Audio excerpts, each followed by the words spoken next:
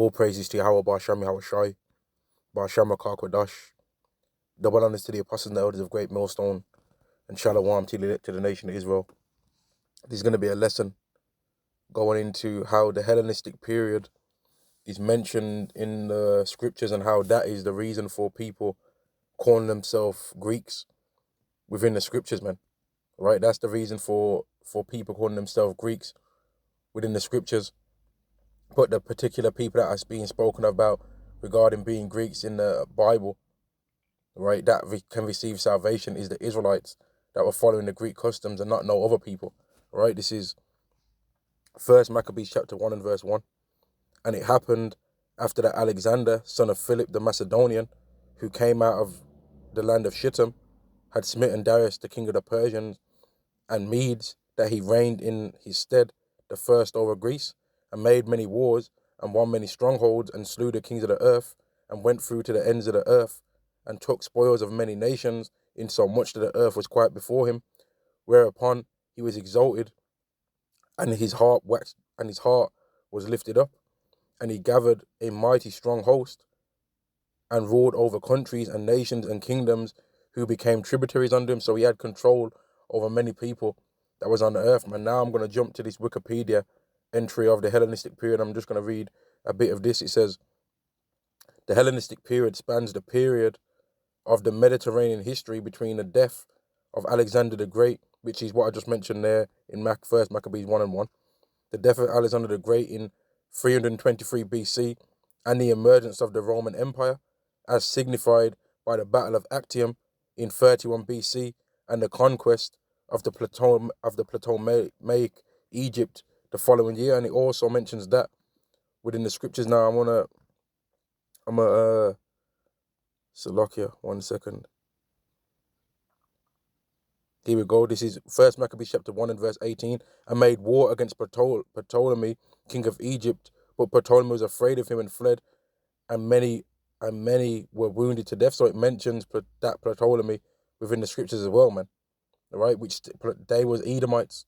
All right, the Romans were Edomites, the Greeks were Edomites, and Ptolemy, he was also an Edomite, man. But let me jump up a bit more and start back again from verse 5.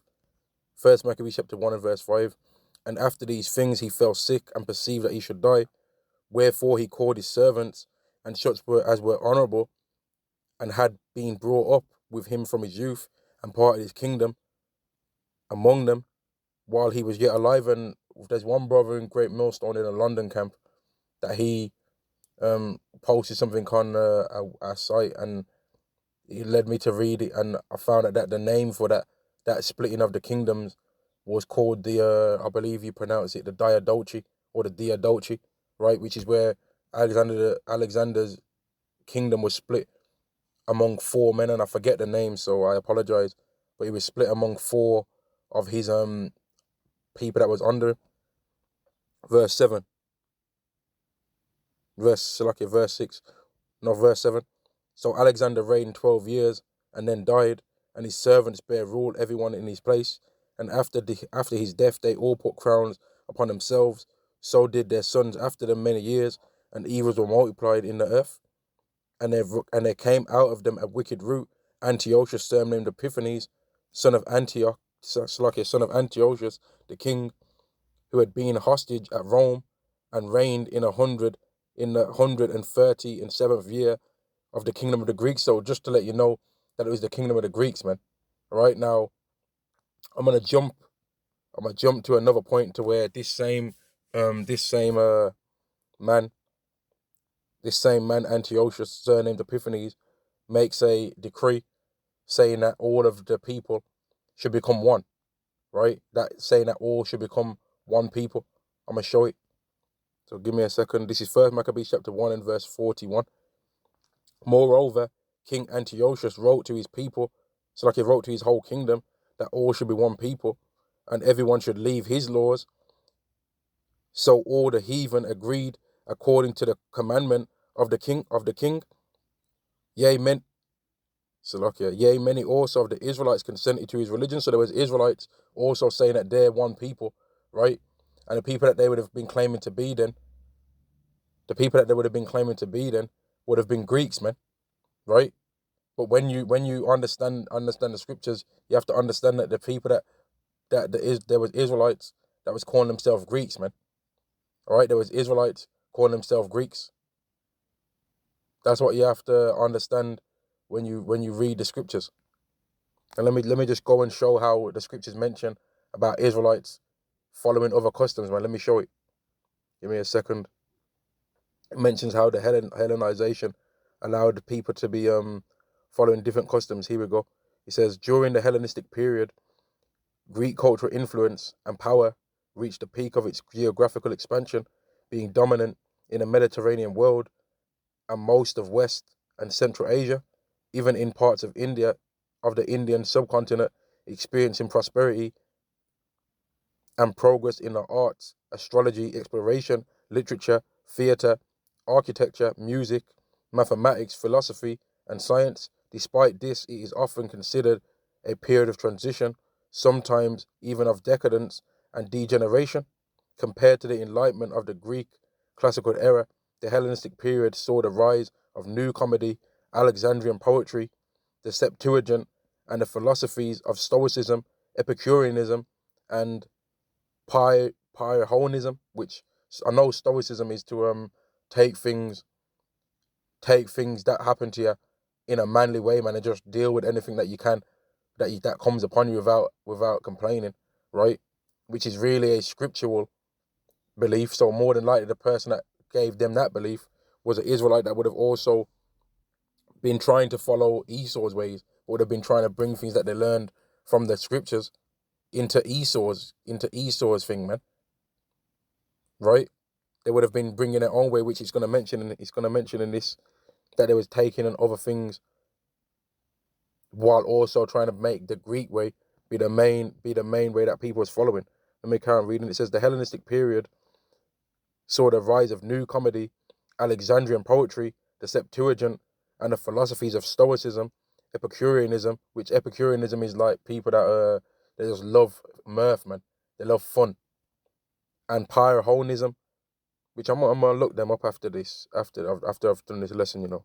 I'm gonna look up that last one there. So like it says, Greek science was advanced by the works of the mathematician Euclid and the polymath Archimedes. The religious sphere expanded to include new gods such as Greco-Egyptian Serapis, Eastern deities such as Attis and Cybele, and a syncretism between Hellenistic culture and Buddhism in Bactria and northwest India. Now, I'm going to scroll down a bit more and I want to find the exact point that I was looking for, man.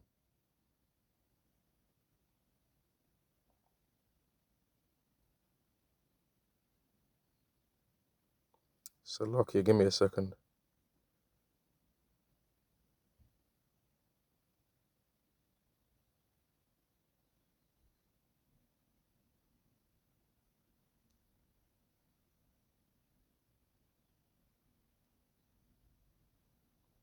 Probably already passed the part I was looking for, so Loki.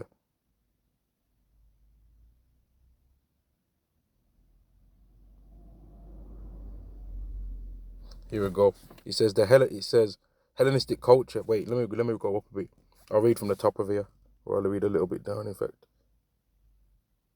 it says the Hellenistic period was characterized by a wave of new Greek colonization. All right, so let me just get it in the scriptures where this is happening, man. This is First Maccabees chapter 1 and verse 41. Moreover, King Antiochus wrote to his whole kingdom that all should be one people. So that's the colonization, where we've got the way that we want all you people to follow. You're going to follow it, all right? You're going to follow our ways now. We've overcame you in war, and now you're going to follow our ways. And everyone should leave his laws.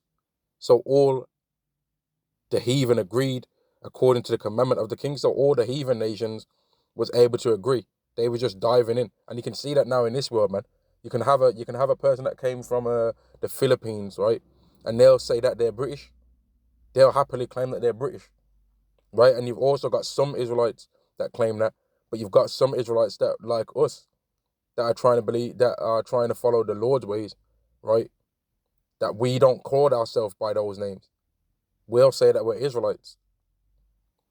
Let me carry on reading. It says, yea, also many of the Israelites consented to his religion, and sacrificed unto idols, and profaned the Sabbath. For the king had sent letters by messengers unto Jerusalem and the cities of Judah, that they should follow the strange laws of the land. So they was being made to follow other laws. And let me just jump down and show where there was Israelites were being killed for circumcising their children, man. This is verse 60. At which time, according to the commandment,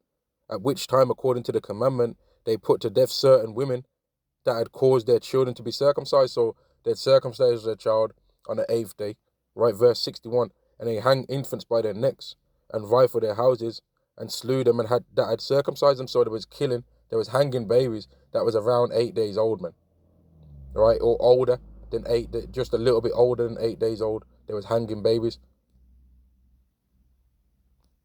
And but we're supposed to admire the Greek culture. That's what these worldlights are trying to say. Make out like the Greeks were some righteous people, but they was wicked though. They was killing babies that 8 days old because they didn't want to follow their ways. They was killing babies because they didn't want to follow the law, because they was following the laws of God.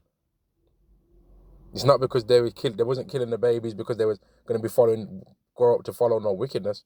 They was killing babies because they was going to grow up to follow righteousness. And they was getting an early start by getting circumcised. And then when they would have looked down and saw they was circumcised, they would have understood that the reason for that was to be because they're supposed to follow God's laws. Verse 62. Howbeit many in Israel were fully resolved and confirmed themselves not to eat any unclean thing, wherefore the rather to die, that they might not be defiled with meats, and that they might not profane the holy covenant. So then they died, and there was a very great wrath upon Israel. So those are the Israelites that would be called Jews, man. When you go to the New Testament and you see that there's Israelites being called Jews, these were the ones that grew up with parents that was about the scriptures, man, and about the laws. But the ones that was joined on with Esau, those would have been getting called Greeks in the modern time because their parents raised them up in Greek ways, man, and made them think that it's okay and it's fine to be getting called Greeks. And it lets you know in the scriptures that Israelites ended up being made to not call themselves Jews. And let me get it, in fact. Let me get it.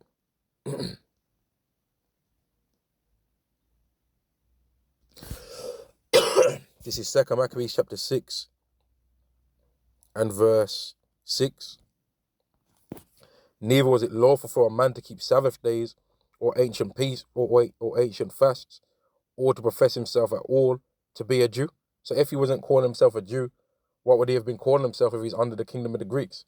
He would have been calling himself a Greek, man. He would have been calling himself a Greek. Let me carry on. It says, the Hellenistic period was characterized by a new wave of Greek colonization, which established Greek cities and kingdoms in Asia and Africa. This resulted in the export of Greek culture and language to these new realms, spanning as far as modern-day India. So it was many places over the world where there would have been Israelites that came out of different lands, right? That was scattered into different lands, and they would have been under the Greek influence, and there would have been many Israelites that are also under Esau, being made to not follow the ways of whatever land they was in, or their own ways, but to follow the ways of the Greeks, and at the same time to call themselves Greeks. And that's why you've got all these different people being mentioned as Greeks in the scriptures, man. But people don't want to understand that because they don't understand the Hellenistic period. They'll read the book of Daniel, right, where it mentions the Greeks, but then they won't know that it actually mentions the Greek kingdom in the scriptures, man, and what they did. And then you also can back that up with secular history, with things that are written of in more detail that back up the scriptures. Because if the Hellenistic period didn't back up the scriptures, then we'd just believe what the scriptures say, because that's the truth. But things outside of the scriptures can back up the truth, man. You can't do nothing against the truth, but for the truth. It says the Hellenistic period was characterized by a new wave of Greek colonization, which established Greek cities and kingdoms in Asia and Africa. This resulted in the new export of Greek culture and language to these new realms, spanning as far as modern-day India. these new kingdoms were also influenced by the indigenous culture. So there was a blending of the Greek way with the way of the lands that was already there. Where also, so like these new kingdoms were also influenced by the indigenous cultures, adopting local practices where beneficial, necessary, or convenient. And some of the reasons why it would have been beneficial is because it makes it easier to overcome some people, right? And then try and merge your ways in. And that's why you've got that's why you got these so-called Christians right now that believe in Easter, right? And that believe in Christmas, because they're copying other customs, right? But at the same time trying to promote the scriptures, which you're not supposed to do that, man. We're not supposed to do that. We're supposed to be about what we're about, regardless of what anybody else has got to say. But because Christianity is about trying to take people's money, that's one of the reasons why they do that. Why they blend in other things, because it then allows it easier to make these people try and conform to that way, man. It's an easier transition. Let me carry on reading. It says, Hellenistic culture, Slovakia. These new kingdoms were also influenced by the indigenous cultures, adopting local practices where beneficial, necessary, or convenient. Hellenistic culture thus presents a fusion of the ancient Greek world with that of Western Asia, Northern Africa, so like in Northeastern Africa, and Southwestern Asia. This mixture also gave rise to a common Attic-based Greek dialect known as Koine Greek, which became the lingua franca. And there's the brother Raquel Kwam, he always mentions that Greek was the lingua franca. It was like the basic language that most people was able to understand, man. Which right now in the world, the lingua franca is English, and he goes into that. Raquel Kwam of the GMS, the Great Millstone London camp, right? Yeah, and he has the channel. What is it? GMS Fear the Most High, and he goes into that. He says, which became the lingua franca throughout the Hellenistic world. So this is why in the scripture, when you read it, right? There's people that This is why when you read the scriptures, there's people that are calling themselves Greeks, man. And this is why the scriptures say that there's neither Jew nor Greek, because the Israelites that was following the Greek customs in the past, right? But then they turned and repented when they found Yahushua. He died for their sins, just like he died for the Israelites that was trying to stay and follow the laws. Because really, when you look at both of those groups, none of them truly followed the laws completely anyway. Because the Israelites that tried to stick to the laws to the best of their ability during even these times, they were still sinning. And that's the reason why Yahushua had to come and die for all of Israelite sins, not just some. He had to come and die for all of them. But this was just a small lesson, man. Like, obviously, there's brothers out there that can go into this kind of thing with a lot more than me. But this is just a small lesson to show that the Hellenistic period is mentioned within the Bible, man. All right, and I'm going to end the lesson there. All praises to Yahweh, Ba'ashem Yahushai, Ba'ashem Makar Kodash, and double honors to the apostles and elders of Great Millstone. Shalom to the nation of Israel. Shalom.